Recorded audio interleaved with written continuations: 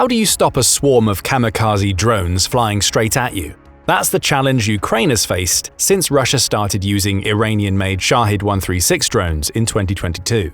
These drones are fast, hard to spot, and carry enough explosives to wipe out buildings, planes, and people in one hit. Ukraine has tried advanced systems like Iris-T and Patriot, but Russia's swarm tactic, sending dozens of drones at once, makes it almost impossible to stop every single one. But now that's about to change. Ukraine is getting its hands on a German weapon that's about to shut down Russia's drone strikes for good. Enter the Gepard. In this video, we'll break down why this older anti-aircraft system is exactly what Ukraine needs right now, how they plan to use it, and the challenges they might face. But first, a question. Just how many Gepards has Ukraine received?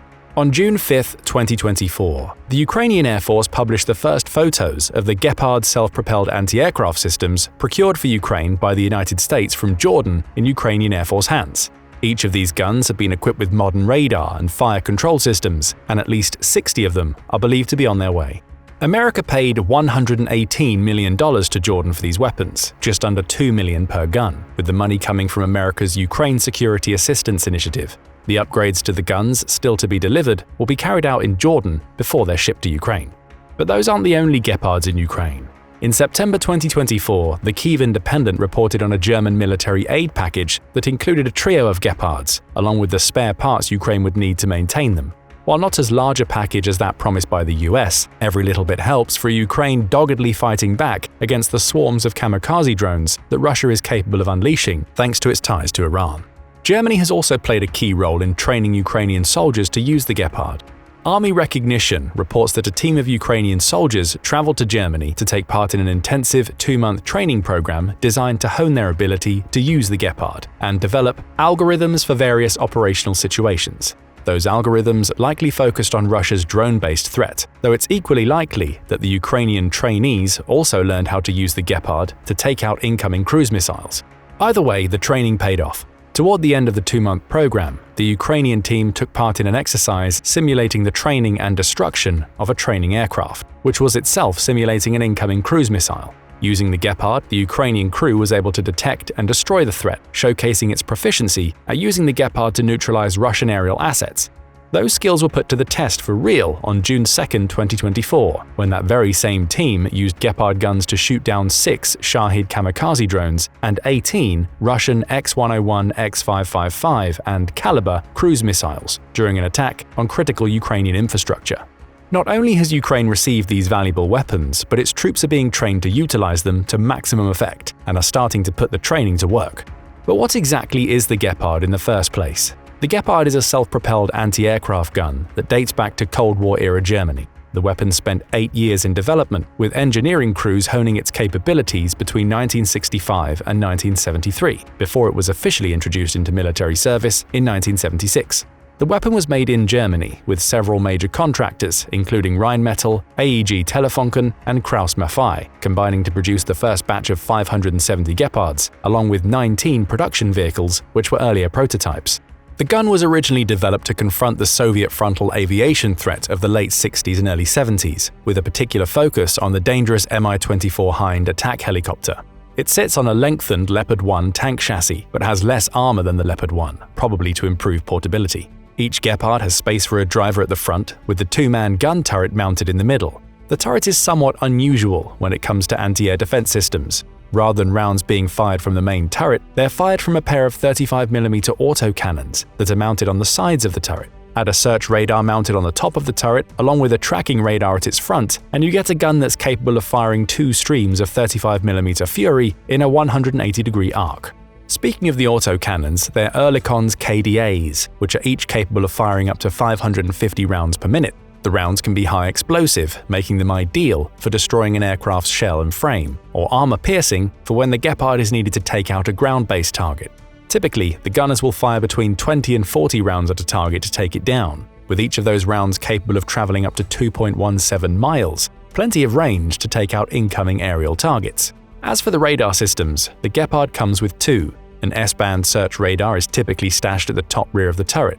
There's also a Ku-band Doppler tracking radar fitted to the turret's front, with each of these radars having a range of 9.3 miles. The upshot of this extended range is that the gun can track an incoming threat several miles before it approaches a target, giving the gunners plenty of time to line up their shots by the time the target is within the autocannon's 2.17-mile range. The Gepard is also equipped with night vision capabilities, making it as effective in low-light conditions as it is during the day.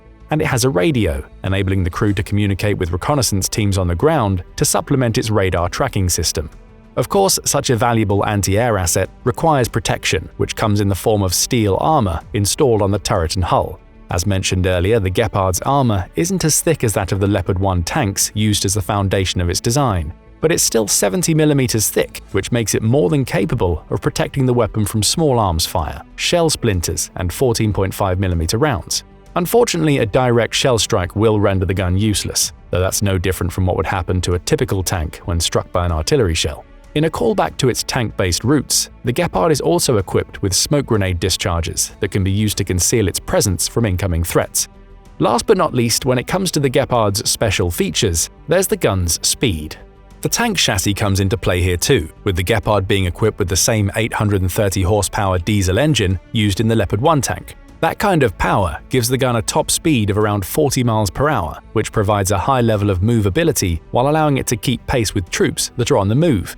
It all adds up to a powerful anti-air system that can be deployed quickly, fire in all weather conditions, and only requires extremely short reaction times on the part of the gunner. And thanks to its 3-person crew, including a driver, the gun can even be moved as it fires, making it a more difficult target for incoming missiles and drones to hit. There's just one problem. It's a Cold War-era weapon.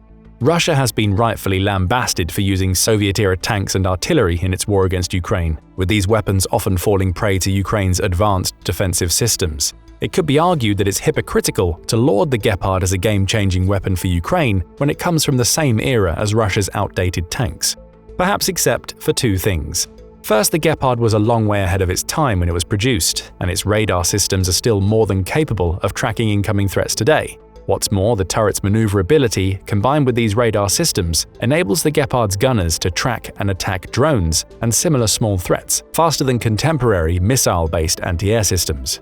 After all, 550 rounds per minute will reach a target a lot quicker than a volley of missiles, which will take time to launch and travel. It might be a bit long in the tooth, but the Gepard is extremely effective at dealing with small and fast-moving targets. Forbes military writer David Axe reinforced this point in a September 2023 piece in which he lauded the Gepard as the best air defense gun in the world, even 50 years after its creation. He notes one former Gepard commander saying that the gun's radar system is so accurate that it can lock onto birds, a comment that hints at its usefulness at combating drones. Axe also points out that the 60 or so Gepards that Ukraine has received from the US and Germany in 2024 aren't the only units it's received. It also took delivery of 52 refurbished Gepards from Germany's stockpiles in April 2022, just 2 months after the war started. Around 15 of those initial 52 came from Qatar, where they've been used to defend the Qatari skies during the 2022 FIFA World Cup tournament. Several still carried the distinctive Qatari camouflage, but more importantly, all 15 have been refurbished and maintained properly, meaning they arrived in Ukraine capable of reaching their maximum potential. That's important because condition matters with the Gepard. After all, there are only 570 in the world, and the last one was made in 1980. New Gepards simply don't exist, making it paramount for Ukraine that the Gepards they receive are properly maintained. And that brings us to the second factor that makes the aging Gepard such an effective weapon for Ukraine. A factor that can be summed up in one word: upgrades. Militarny reports that the latest batch of Gepards being delivered to Ukraine via the US aren't the originals that Germany built for itself. Instead, they're all from a batch made between 1977 and 79 for the Netherlands Armed Forces under a different contract. Those upgraded Gepards received the smokescreen system previously mentioned, in addition to the upgraded radar and Dutch guns that have greater capacity for adjustment. The radar in question operates on the X-band, rather than the S-band used for the German Gepards, and uses circular polarization rather than horizontal. That's important. Circular polarization comes with several advantages, including better tag or target readings. With the X-band, the Gepard's tagging capabilities aren't affected by the polarization of the object being tagged, meaning it achieves more reliable reads and can tag an incoming object from almost any angle. Circular polarization also offers greater depth and orientation tracking, allowing the radar to establish several tags at once, regardless of whether the targeted objects are flying in different orientations. Throw less susceptibility to signal interference into the mix, and it's clear that the latest Gepards arriving in Ukraine are even more powerful than those Germany supplied back in April 2022. They achieve more reliable readings, meaning they're capable of taking out more incoming targets. So it's clear that the Gepard is a powerful weapon, despite its age. Now we come to another question. What makes the Gepard so important to Ukraine? For starters, as the US Defense News YouTube channel points out, the Gepard was originally designed to counter low-flying attack helicopters, and the weapon still serves that purpose in Ukraine today. Since the war began, Ukraine claims to have destroyed 310 Russian helicopters, though most of those encounters took place during the first year of the conflict. It's unknown how many, if any, of those choppers were destroyed using Gepard guns, with many seemingly falling victim to drone attacks. Still, Ukraine's early success against Russia's helicopters has forced Putin to use these aerial assets sparingly since 2023. The Gepard likely plays a large role in that. The threat it presents to low-flying helicopters means Russia is far less likely to use them when trying to strike targets in Ukraine. In that sense, the Gepard is important as it serves as a deterrent. The gun's mere presence is enough to force Russia to change its strategy so that it can't offer helicopter support to its troops on the ground. However, far more important to Ukraine is the Gepard's other ability, taking out drones. They also seem to be effective in engaging small targets, such as the Iranian-made kamikaze drones that Russia uses, according to US Defense News. We touched on this earlier in the video when discussing the Shahid drones Russia has purchased from Iran and used as part of its missile strikes against multiple Ukrainian targets. Radio Free Europe provides more details about these drones. It appears Russia is using both the Shahid 136 and Shahid 131 in its kamikaze drone attacks. The Shahid 131 is an earlier version of the Shahid 136, introduced in 2021. It's smaller, weighing just under 300 pounds at takeoff and carrying a warhead weighing between 22 and 33 pounds. But its small size is advantageous as it makes the Shahid 131 difficult to track and allows it to be maneuvered into tighter spaces than the Shahid 136 is capable of reaching. As for the Shahid 136, it weighs in at a much heavier 440 pounds and is a much larger 11.4 feet long. The drone is built in the delta wing style, using rudders at its tips to keep it stable in the air. But the most dangerous thing about it is the warhead it can carry, 88 pounds of explosive installed in the nose that detonates upon impact with a target. Its range is impressive too. The Shahid 136 can travel for over 1,500 miles at speeds exceeding 100 miles per hour. Worst of all for Ukraine, the drones are cheap. They're made using off-the-shelf components, with no complicated military tech needed to get them into the sky. The cost-effectiveness has made the drones a source of derision in some circles, as they've received the mocking moniker of lawnmowers because of the distinctive sound they make when in the air. But make no mistake, cost-effective does not mean easy to tackle. These drones are fast and small enough to make them very difficult to track for most anti-air defense systems. Most, but not all. The Gepard is uniquely positioned to serve as the perfect counter to both of these threats. Given that it's capable of tracking small birds from miles away, the far bulkier Iranian drones show up on its radar long before they reach the gun's position. That early tracking gives the gunners time to aim, with the volleys of dozens of powerful rounds fired being more than enough to take out a Shahid drone long before it can deliver its explosive payload.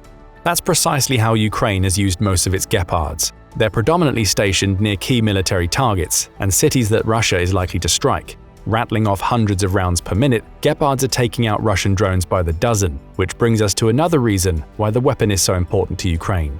The Gepard is a vital support system. The reason is the powerful radars built into the guns. According to the Kyiv Post, these radar systems are capable of communicating with other anti-air defenses, allowing the Gepard to serve as a spotter for the Man-Portable Air Defense System or MANPAD operators on the ground. These MANPAD operators use weapons like the American Stinger or the Soviet-era Igla to destroy larger targets than the Gepard can take down alone. So the Gepard has also become a vital component of Ukraine's mobile air defense groups. Given that it's essentially a tank in terms of its design, the Gepard can travel to a location where a strike is anticipated and start scanning the skies for incoming threats. The coordinates for larger threats, such as incoming fighter jets, cruise missiles, and Shahid 136 drones, are sent to the MANPAD operators. And of course, the gun itself starts firing as soon as any of those targets come within its 2.17-mile range. The result is an integrated mobile anti-air defense approach, whereby Ukraine can use the Gepard both for its firing capabilities and to help other anti-air systems take out incoming threats. You can see why, for Ukraine, the Gepard is such a powerful addition to its aerial defenses. However, the weapon is not without challenges. The Kyiv Post points out that for all its power, the Gepard still comes from the Cold War era. As a result, it isn't rational for Ukraine to deploy it on the front lines or use it for its original purpose of shooting down low-flying helicopters. Some modern Russian attack helicopters are capable of launching anti-tank missiles from ranges of up to 6.2 miles, far outside the range of a Gepard's guns. That doesn't mean the weapon is useless against helicopters. Any that fly within its range are likely to get shredded before the pilot even knows what's happening. But deploying the Gepard on the front lines would give Russia opportunities to fire on it from miles behind the front lines. The gun's age would also factor against it here, as the 70mm thick steel armor installed around the turret isn't strong enough to stop modern anti-tank munitions. As a result, Ukraine doesn't risk its valuable Gepards by deploying them on the front lines. It keeps them back to defend key military installations, or sends them out as part of a roving air defense force to take out incoming missiles and drones. Another challenge lies in the limited number of Gepards that were produced. Despite the weapon's effectiveness, only 570 were ever made, with the most recent being manufactured in 1980. That means the newest Gepard gun is still over 40 years old, which creates a host of problems when it comes to maintenance and simply sourcing usable units. The Gepards that Ukraine has either received or is due to receive account for close to a fifth of all the Gepards in existence. And each of those units has been properly maintained, refurbished, and, in some cases, upgraded for use against Russia. If Ukraine needs more of them, where can it get them? In fact, how many Gepards are there even left to get?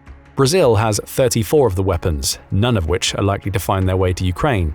Despite supporting the immediate withdrawal of Russian troops from Ukraine, Brazil hasn't provided any military aid. The country's president, Luiz Inácio Lula da Silva, claims that he wants to end the war between Russia and Ukraine rather than join it, which puts the kibosh on any chance of Brazil's 34 Gepards arriving in Ukraine.